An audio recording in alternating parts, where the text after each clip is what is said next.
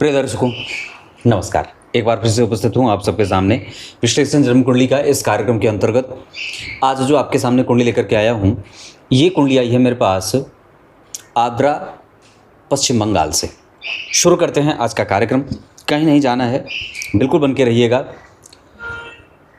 कुंडली आप देख रहे हैं, ये तुला लग्न की कुंडली बनी है और 12वें भाव में राहु हैं, तृतीय स्थान में गुरु और बुध बैठे हैं, जबकि चौथे स्थान में सूर्य मंगल, पंचम स्थान में शुक्र शनि, छठवें स्थान में केतु और अष्टम स्थान में उच्च के चंद्रमा, 12वें भाव में राहु मूल त्रिकोण राशि में बैठे हैं। नौमांश कुंडली बनी है मकर राशि की, जहां द्वितीय भाव में केतु, पंचम स्थान में सूर्य और शुक्र अपनी राशि के और सूर्य अष्टम भाव के स्वामी होकर के बैठे हैं। छठवें स्थान में मिथुन राशि के शनिदेव, गुरु और चंद्रमा सप्तम स्थान में बहुत अच्छी स्थिति, मंगल और राहु अष्टम स्थान में, ये भी ठीक है, जबकि एकादशवें स्थान में छठवें भाव के स्वामी बुधदेव बैठे हैं। दशमांसा चक्र में यहाँ के पंचम भाव के स्वामी यहाँ के लग्नेश बनते हैं। लग्न में सूर्य सप्तम भाव के स्वामी होकर के बैठे हैं। गुरु और मंगल जैसे दो परम मित्र एक साथ। छठवें स्थान में केतु, बुध और चंद्रमा एक साथ सप्तम भाव में व्यापारिक योग लगा रहे हैं। नवम स्थान में शुक्र स्वग्रही, दशम स्थान में वृश्चिक राशि के शनिदेव और 12वें भाव में राहुदेव मित्र की राशि में। ये लग्न कुंडली के ग्रहों की स्थिति है, नवमांश और दशमांशा का। पर अभी मैं आपसे जो विषय पे चर्चा करूंगा वो सबसे पहले इनकी कुंडली के पंचांग से आपका परिचय करा देता हूं। जन्म हुआ है जातिका का माघ माह में। माघ माह में जन्मे लोगों की भ्रिकुटी कड़ी होती है, मतलब काफ़ी घनी भ्रिकुटी वाले होते हैं और शरीर पे रोम अधिक होते हैं, रोएं अधिक होते हैं। उत्तरायण में जन्मे होने से जितने भी शुभ ग्रह हैं उन सब का बल बलवान होता है या बढ़ा हुआ सा रहता है। आप इसे ऐसे भी कह सकते हैं कि उत्तरायण में जितने भी शुभ ग्रह हैं, जैसे शुक्र, जैसे बुध, जैसे चंद्रमा और जैसे गुरु, ये सारे के सारे ग्रह बलवान होते हैं या इनका बल अच्छा होता है या सकारात्मक परिणाम देते हैं। शिशिर ऋतु में जन्मे होने से व्यक्ति के ऊपर शनिदेव का प्रभाव होता है। उसके कारण कई बार दाम्पत्य और घर में मांगलिक कृत्य थोड़ी देर से होते हैं। जन्म हुआ है जातका का शुक्ल पक्ष के एकादशी तिथि को। इनमें जन्मे होने से शुक्ल पक्ष के एकादशी तिथि के चंद्रमा शुभग्रह होते हैं और इस अवस्था के चंद्रमा जातिका को धनवान और सौभाग्यशाली भी बनाते हैं। सौभाग्यशाली से याद आया, जन्म कुंडली के सप्तमेश सप्तम को देख रहे हैं और गुरु भी देख रहे हैं। यहाँ से भी सौभाग्यशाली होने का वर प्राप्त होगा और दाम्पत्य अच्छा बीतेगा। विवाह विलंब से क्यों होगा, उसका कारण है क्योंकि द्वितीय भाव के अधिपति उच्च के बैठे हैं सूर्य के साथ और अस्त हो जा रहे हैं। अंश बल में 23 अंश के मंगल हैं, 16 अंश के सूर्य हैं, तो द्वितीय भाव के अस्त होने के कारण कई बार जो ग्रह है, हालांकि एक अच्छा सिद्धांत मैं आप लोगों को बताऊं, अगर मंगल यहाँ मकर राशि में बैठे हैं, अगर यहाँ वो मकर राशि में होते या उच्च के हो जाते या अपनी राशि के होते तो ये अस्त होकर के भी अच्छे परिणाम दे जाते। ये बड़ा गहरा सिद्धांत है। लेकिन शुक्ल पक्ष के एकादशी तिथि के चंद्रमा हैं, इस कारण से यहाँ पे जातक के जीवन में या जातिका के जीवन में लाभ, धन, मान, पद, प्रतिष्ठा, गौरव और प्रेम समाज का मिलता रहता है। रोहिणी नक्षत्र दीन मंगलवार को जन्मे हैं और मंगल इस कुंडली के लिए सप्तम और द्वितीय भाव के स्वामी होकर के वार के अधिपति होकर के उच्च के बैठे हैं और इनके ठीक पीछे गुरु और बुध बैठे हैं और इन पे राहु की 5वीं दृष्टि है। इस वजह से होगा ये कि वार के अधिपति बलवान तो हैं, पर कई बार यहाँ जातक के जीवन में हार्मोनल डिसबैलेंस भी देते हुए नजर आएंगे और कई बार व्यक्ति के दिमाग में बहुत सारे प्रश्न बनते हैं। वो दूसरों की चिंता ज़्यादा करता है और अपनी चिंताओं को भी बढ़ा हुआ सा महसूस करता है। उग्रता, व्यग्रता, जल्दबाजपन की प्रवृत्ति और नींद अच्छे से नहीं आना या लेना, ये इस कुंडली के मंगल के प्रभाव के कारण होगा। रोहिणी नक्षत्र पे ब्रह्मदेव का आधिपत्य होता है, इस वजह से ओम ब्रह्मणे नमः इस मंत्र का प्रत्येक दिन कम से कम 108 बार जप करना चाहिए। कुश के ब्रह्मदेव बना करके, कुशा जो पौधा होता है ना कुश का, तो कुश के ब्रह्मदेव बना करके उनकी पूजा करनी चाहिए।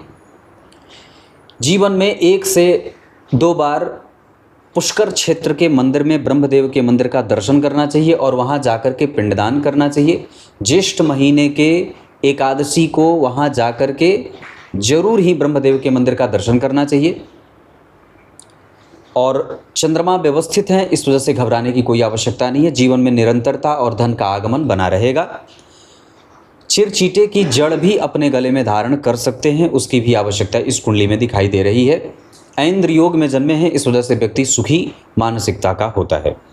वैश्य वर्ण और मनुष्य गण के होने के कारण व्यक्ति के जीवन में समरसता का माहौल है। धन धान्य, व्यापारिक दृष्टिकोण और वैश्य वर्ण और देवगण के होने के कारण दाम्पत्य लगभग ठीक रहता है। व्यक्ति पति की खूब सेवा करने वाला होता है। पति की बात चल रही है तो मैं आपको अभी ही बता देता हूँ, कई बार होता है भूल जाता हूँ। यहाँ पे चर प्रकृति की राशि बनी है, यहाँ भी चर प्रकृति की राशि बनी है, यहाँ केंद्र में चर प्रकृति की राशियाँ बनी हैं, यहाँ भी केंद्र में चर प्रकृति की राशि बनी है। इसका अर्थ होगा कि दाम्पत्य में जो पति होगा वो चर प्रकृति की राशि बनने के कारण यहाँ पे सप्तम भाव पे घूम फिर करके धन कमाने वाला होगा, यशस्वी होगा, सुखी होगा, धनवान होगा, चिरंतन सत्य को समझने वाला धर्मात्मा होगा। गुरु और चंद्रमा के कारण गज केसरी योग का निर्धारण हो रहा है, इस वजह से सुखी दाम्पत्य का इशारा है। संतान बेहतर और मजबूत होगी, इसमें जरा भी संदेह नहीं है कि पति प्रेम करने वाला होगा, क्योंकि यहाँ के अधिपति उच्च के हैं और यहाँ पे स्वग्रही चंद्रमा बैठे हैं। इस कारण से आपको दाम्पत्य के मामले में बिल्कुल ही चिंता नहीं करनी चाहिए। पर ये कुंडली तुला लग्न की है, द्वितीय भाव के स्वामी उच्च के हैं, उनके ठीक आगे शुक्र और शनि बैठे हैं। पंचम भाव पे या चतुर्थ भाव पे या द्वितीय भाव के स्वामी के ऊपर राहु की दृष्टि है।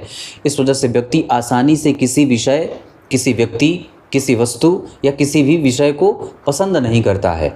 उसको प्रायः मैं बड़ा चूजी मानसिकता का कह सकता हूँ। मतलब वो काफ़ी बहुत संजीदगी से चीज़ों को चुनता है और उसको आसानी से कोई भी चीज़ पसंद नहीं आती है। ये आपकी कुंडली का पंचांग है जो क्रमशः 7 मिनट 7 सेकंड का मैंने बनाया है। अब आगे बढ़ के बात करेंगे आपकी कुंडली के बैठे ग्रहों पे, जिसमें सबसे पहले चर्चा इस बात पे होगी कि कौन से ग्रह किस नक्षत्र में बैठे हैं। अब यहाँ से हम आगे बढ़ते हैं 7 मिनट के बाद पंचांग के अध्ययन के बाद। ये मैं समय इसलिए बताता हूँ क्योंकि इससे एडिटर को आसान हो जाता है वीडियो एडिट करने में। सूर्य बैठे हैं इस कुंडली के, तुला लग्न की कुंडली के लिए लाभ भाव के स्वामी हैं और चतुर्थ स्थान में बैठ करके ये कई बार ऐसी स्थिति भी उत्पन्न करेंगे, नक्षत्र के आधार पर श्रवण नक्षत्र में बैठे हैं, कि बाहर से देखने पर व्यक्ति बड़ा स्वस्थ है, बड़ा सुंदर है और बाहर से देखने पर बड़ा व्यवस्थित है, पर उतना है नहीं। मतलब इसका अर्थ है कि हमें अपने ऊपर काम करने की आवश्यकता है। इसका अर्थ ये भी होगा कि हम अपनी निद्रा अच्छी लें, हम बहुत ज़्यादा चीज़ों को मतलब भारी भरकम ना समझें, थोड़ा लाइटली रहें, बिहेवियर एकदम बिल्कुल शांत और सौम्य वाला बना के रखें और अव्यवस्थाएं ना करें। जैसे किसी दूसरे से बहुत ज़्यादा एक्सपेक्टेशन ना बढ़ाएं। इस वजह से कई बार ये सूर्यदेव आपको कमज़ोर परिणाम देने लग जाएंगे। तो मेरे हिसाब से आपको जो कुंडली के ग्रह बैठे हैं उसके हिसाब से ये काम आपको करना होगा। सूर्य वहाँ बैठे हैं 16 हंस 20 कला। राहु से दृष्ट होने के कारण कभी कभी सरकारी तंत्रों से नुकसान का योग बनेगा और कभी कभी सरकारी एजेंसियों से नुकसान के साथ साथ आत्मविश्वास की कमी होगी और फेफड़े से संबंधित समस्या भी हो सकती है।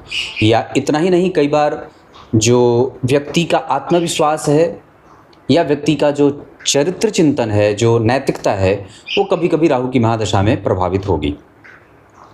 चंद्रमा रोहिणी नक्षत्र के बैठे हैं वृष राशि में, 22 अंश के बैठे हैं। नवांश कुंडली में भी वो अपने ही नवांश में जा रहे हैं, इस वजह से चंद्रमा यहाँ बलवान हो जाएंगे।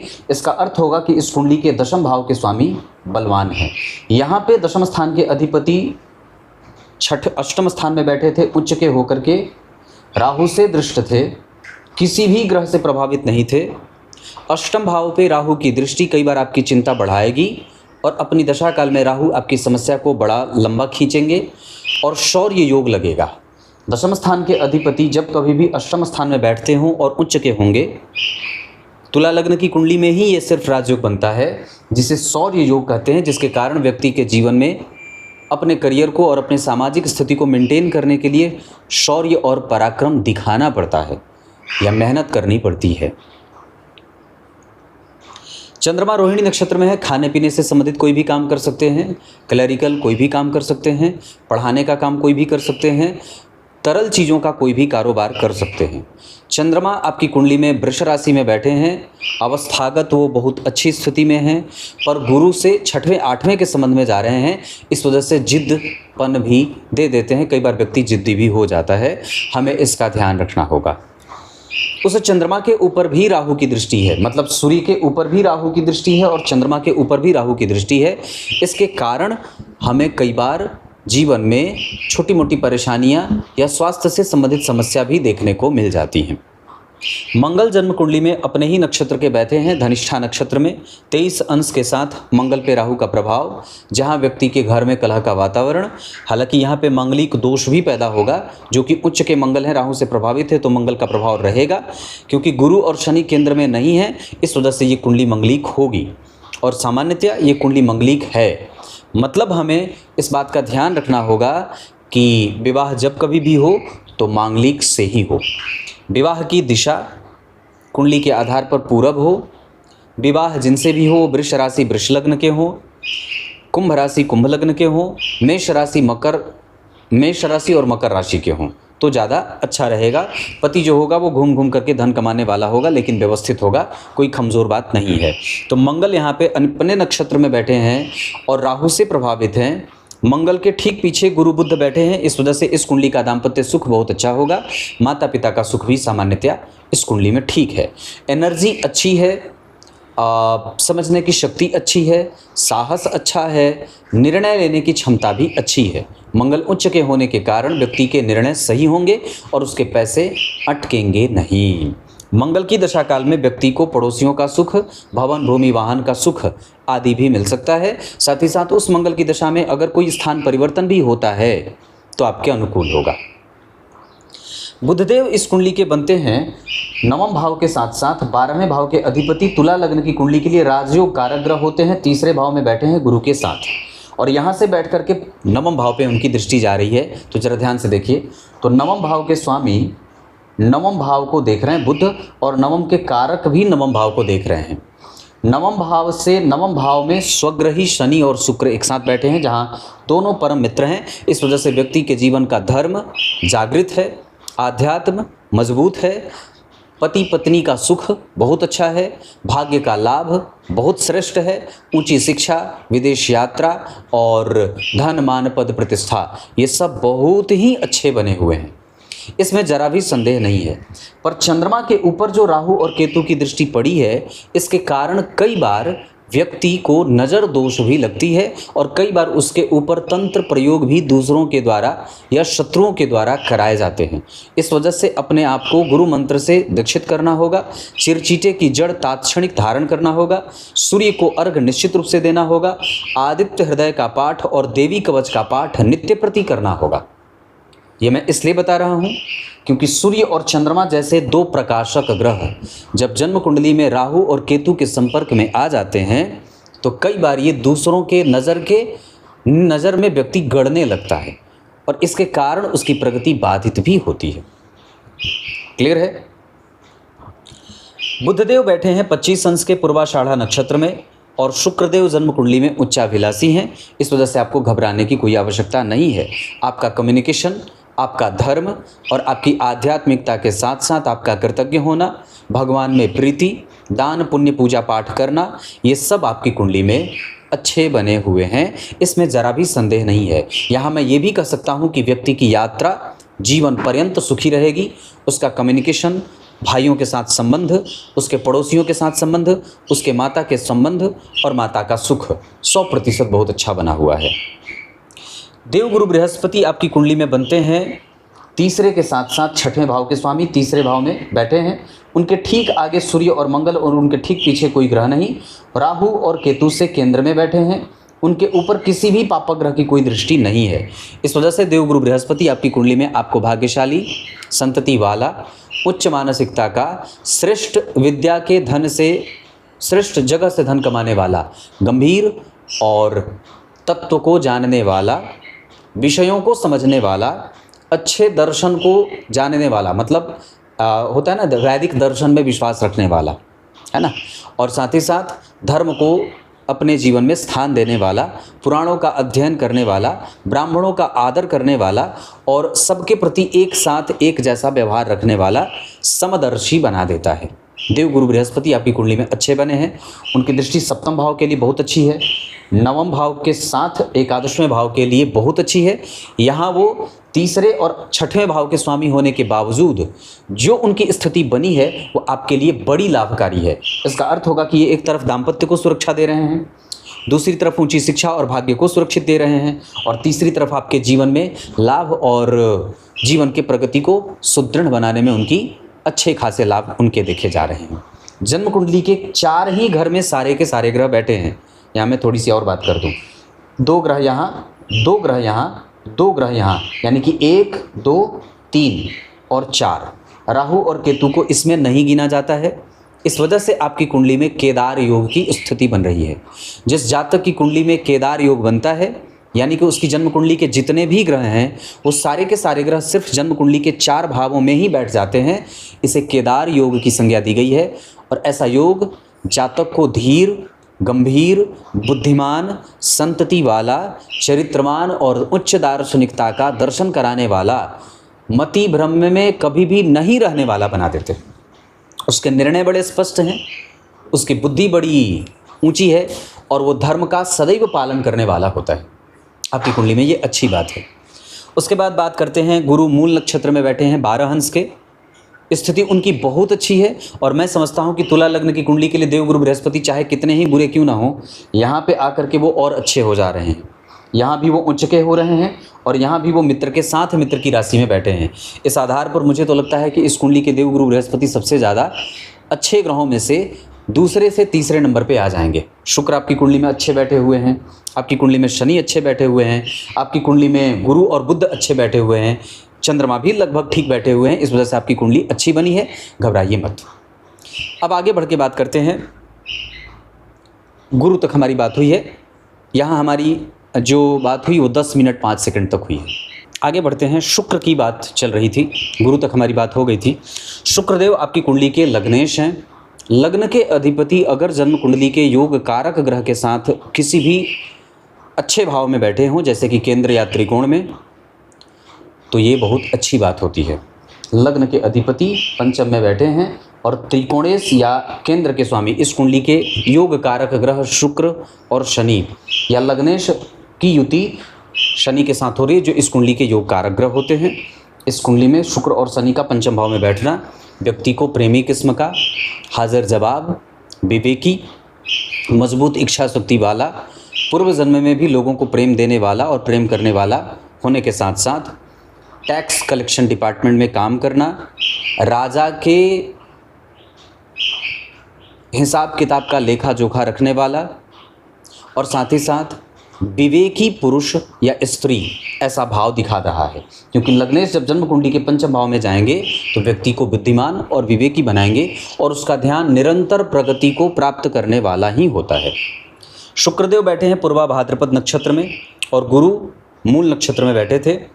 जहाँ शुक्रदेव उच्चाभिलाषी हैं और उच्चाभिलाषी ग्रह मतलब मीन राशि की तरफ वो उच्च के हो जाते हैं, नवांश कुंडली में वो स्वग्रही हो गए हैं। यहाँ पे अगर बात देखेंगे तो शुक्र लग्न कुंडली में भी पंचम भाव में, नवांश कुंडली में भी पंचम भाव में, ये भाव से वर्गोत्तम है और भाव से वर्गोत्तम होने के कारण भी व्यक्ति विवेकी तो निश्चित रूप से होगा। संतान और दाम्पत्य का सुख तो उसे 100% मिलने वाला होगा। सामान्यतया जन्म कुंडली के सप्तम भाव पे मंगल और शनि के साथ गुरु की भी दृष्टि जा रही है, इस वजह से विवाह उसके मन के मुताबिक ही होगा और उसका दाम्पत्य 100% अच्छा होगा, व्यापार भी उसका ठीक रहेगा। शुक्रदेव जिस नक्षत्र में बैठे हैं 25 अंश के, इसके अवस्था के आधार पर व्यक्ति को फैशन की समझ भी अच्छी होती है। शनिदेव बैठे हैं लग्न कुंडली में नवम पंचम भाव और चतुर्थ भाव के स्वामी होकर के शश योग लगा रहे हैं। साथ ही साथ शनि बैठे हैं 28 अंश के शुक्र गुरु के ही नक्षत्र में और वहाँ बैठ करके वो जन्म कुंडली के सप्तम भाव को देख रहे हैं, एकादशवें भाव को देख रहे हैं और द्वितीय भाव को देख रहे हैं। हालांकि शनिदेव की दृष्टि कहीं भी अच्छी नहीं है। अब इस कुंडली को ज़रा समझेंगे तो तुला लग्न की कुंडली के लिए देवगुरु बृहस्पति अच्छे भाव के स्वामी नहीं होते हैं, यहाँ वो पापी भाव के निष्ठ भावों के स्वामी होते हैं। और शनिदेव इस कुंडली के राजयोग कारक ग्रह होते हैं बुधदेव इस कुंडली के राजयोग कारक ग्रह होते हैं, पर बैठने के आधार पर और दृष्टि के आधार पर शनिदेव बैठे तो अच्छे हैं, गुरुदेव बैठे तो अच्छे हैं, पर गुरु की दृष्टि तो हर जगह बहुत अच्छी जा रही है, लेकिन शनिदेव बैठे अच्छे हैं, भाव के स्वामी भी अच्छे होते हैं, पर उनकी दृष्टि यहाँ पे नीच की, यहाँ पे शत्रु की और यहाँ पे भी शत्रु की दृष्टि जा रही है। इस वजह से ऐसी स्थिति में कई बार व्यक्ति के जीवन में जो शनि का प्रभाव होगा वो दृष्टि संबंधों में थोड़ी बहुत कमजोरी भी दिखाने वाला हो रहा है। मतलब शनि की दशा काल में नियमित दिनचर्या में बाधाएं आएंगी, कई बार व्यक्ति को रुक रुक करके उसके परिणाम प्राप्त होंगे और धन की चिंताएं भी उसे सता सकती हैं, कुटुंब के परिवार के मतभेद भी उसके सामने जाहिर हो सकते हैं। जबकि राहु और केतु आपकी कुंडली में 12वें भाव पे राहु मूल त्रिकोणस्थ या मूल त्रिकोण राशि में बैठे हैं, 26 अंश के चित्रा नक्षत्र में मंगल उच्च के हैं, इस वजह से राहु का प्रभाव भी लगभग आपकी कुंडली के लिए लाभान्वित करने वाला ही रहेगा। अब मैं यहाँ से आपका ध्यान नवमांश चक्र पे लेके आता हूँ। लग्न कुंडली के चतुर्थ भाव के स्वामी यहाँ के लग्नेश होते हैं, लग्न के स्वामी होकर के जन्म कुंडली के 6वें भाव में बैठे हैं। पंचम भाव में सूर्य और शुक्र का बैठना कहीं न कहीं पति को पेट का रोगी या नेत्र का रोगी बना रहे हैं। यहाँ जो स्थिति बनी है वो व्यापार को और दाम्पत्य को बहुत ऊंचाई देने वाली होगी, जबकि यहाँ धन कमाने के लिए पति को भी थोड़ी मशक्कत करनी पड़ती है।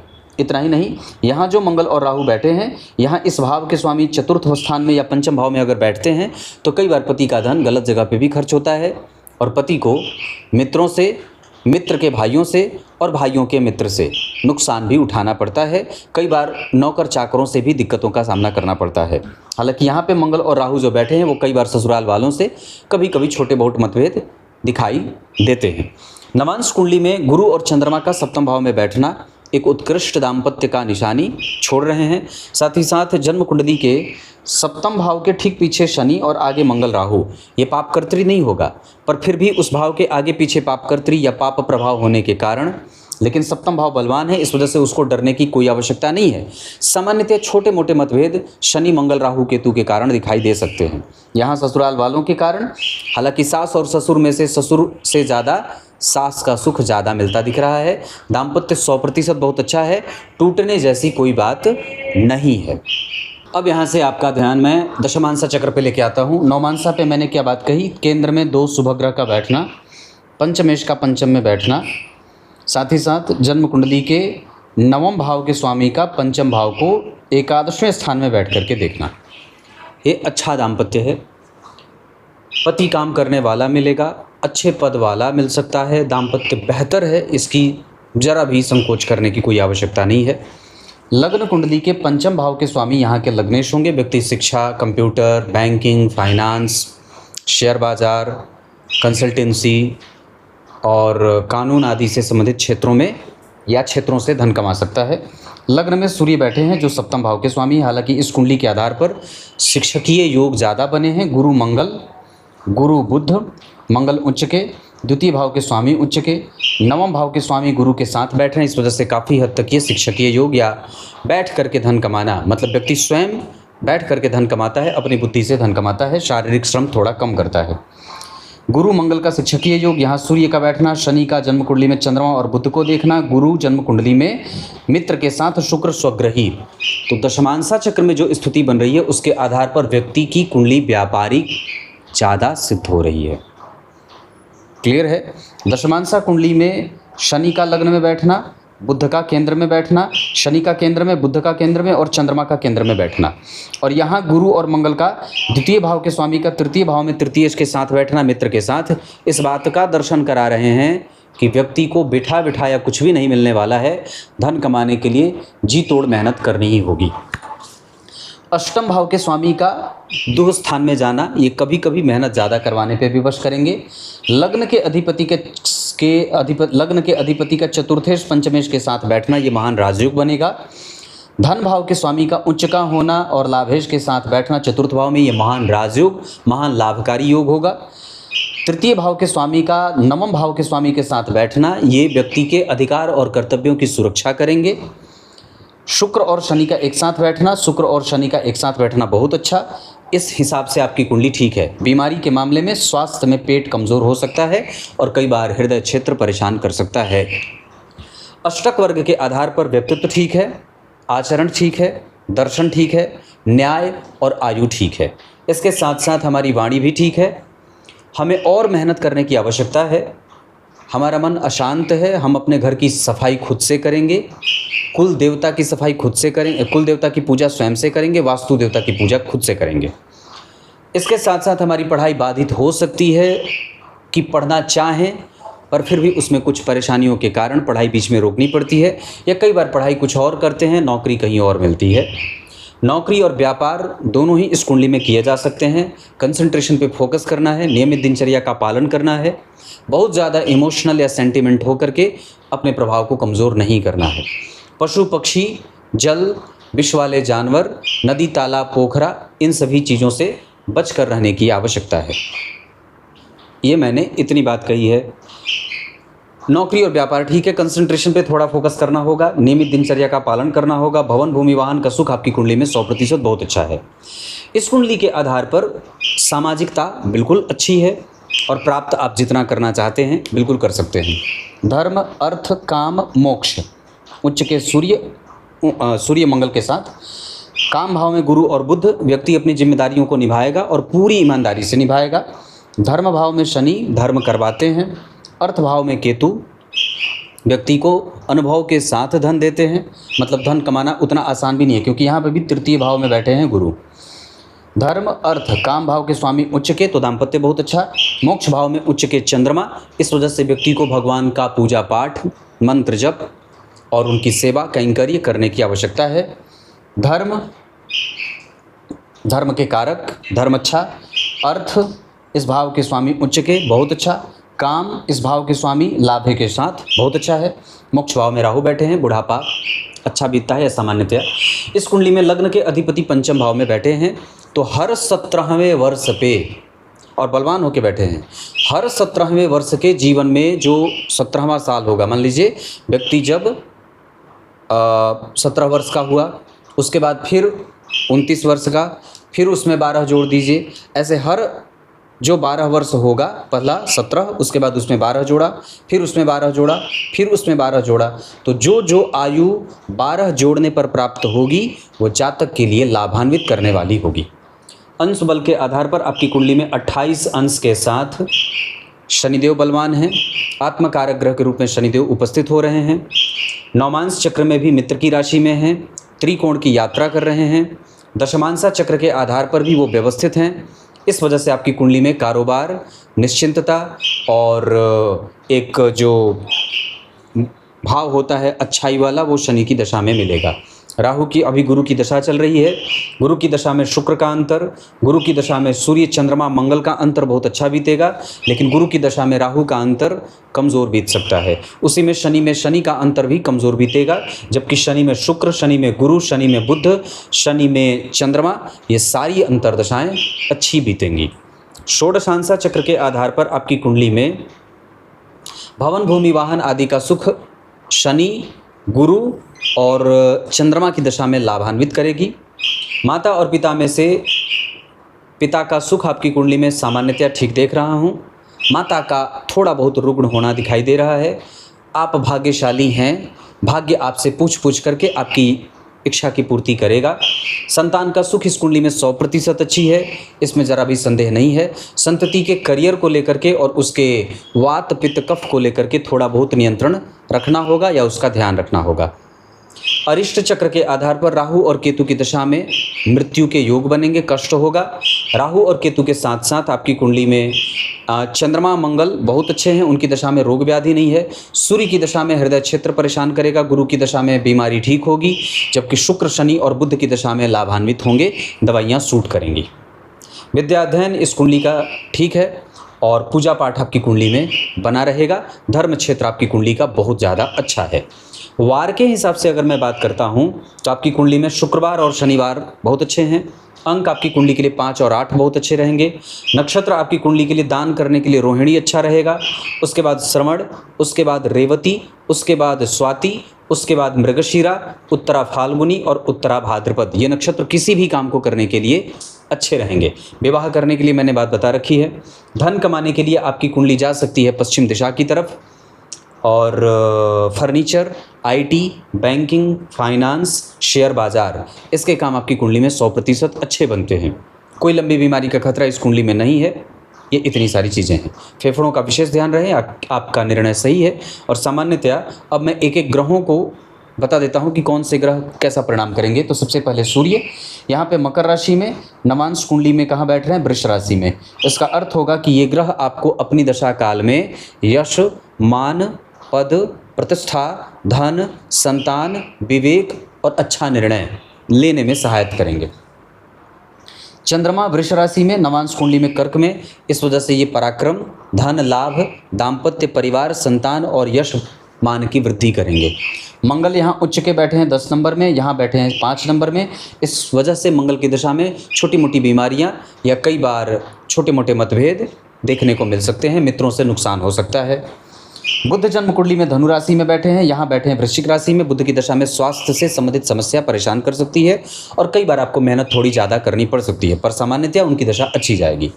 देवगुरु बृहस्पति धनु राशि में बैठे हैं, यहाँ पे बैठे हैं उच्च के। इस वजह से गुरु की दशा यश, मान, पद, प्रतिष्ठा, संतान, भवन, भूमि, वाहन, इन सभी चीज़ों का और दाम्पत्य और पति का सुख सर्वोत्तम देंगे। शुक्रदेव आपकी कुंडली में कुंभ राशि में बैठे हैं, यहाँ बैठे हैं वृष राशि में, वर्गोत्तम है और अपने नवांश में जा रहे हैं। शुक्र की दशा में अच्छा भवन, अच्छी गाड़ी और अच्छी संतति या अच्छा प्रेम दाम्पत्य का मिलता है। शनिदेव कुंभ राशि में बैठे हैं, यहाँ बैठे हैं वो जाकर के मिथुन राशि में। शनि की दशा काल में यश, मान, पद, प्रतिष्ठा आदि इसका भी योग बना हुआ है। राहु और केतु आपकी कुंडली में 12वें भाव में यहाँ बैठे हैं, यहाँ पे सिंह राशि में बैठे हैं। राहु की दशा में सावधानी अत्यंत आवश्यक होगी। होरा चक्र के आधार पर अगर आपकी कुंडली का मैं चित्रण करूं तो शनि, बुध और शुक्र की दशा में आसान जाएगी बात, जबकि सूर्य, चंद्रमा, मंगल, राहु, गुरु और केतु की दशा में थोड़ी मेहनत करनी पड़ सकती है। क्लियर है? रंग इस कुंडली के लिए सफ़ेद और चांदी का रंग बहुत अच्छा रहेगा। गुरु की दृष्टि अच्छी है, शनि की दृष्टि अच्छी नहीं है, मंगल की दृष्टि सामान्यतया ठीक जा रही है। इतनी सारी चीज़ें हैं। इस कुंडली के मारक ग्रह कौन होंगे, इस पे थोड़ा सा चिंतन कर दूं। मंगल द्वितीय भाव के स्वामी हैं, राहु से दृष्ट हैं। इस वजह से मंगल में राहु का अंतर कष्ट दे सकता है, राहु में चंद्रमा का अंतर कष्ट दे सकता है और साथ ही साथ जन्म कुंडली में राहु में सूर्य भी कष्ट दे सकते हैं, सूर्य में राहु भी कष्ट दे सकते हैं। शनि में मंगल और शनि में चंद्रमा, ये कष्ट देने वाली दशा हो सकती है स्वास्थ्य को और आयु को लेकर के। इतनी सारी चीज़ें। कोई भी शुभ कार्य करना होगा आप बुध की दशा में, शनि की दशा में और साथ ही साथ गुरु की दशा में कर सकते हैं। मित्रता कुंभ और मिथुन वालों से कर सकते हैं, शत्रुता धनु, मेष और सिंह वालों से न करें। तब तक के लिए बहुत बहुत नमस्कार।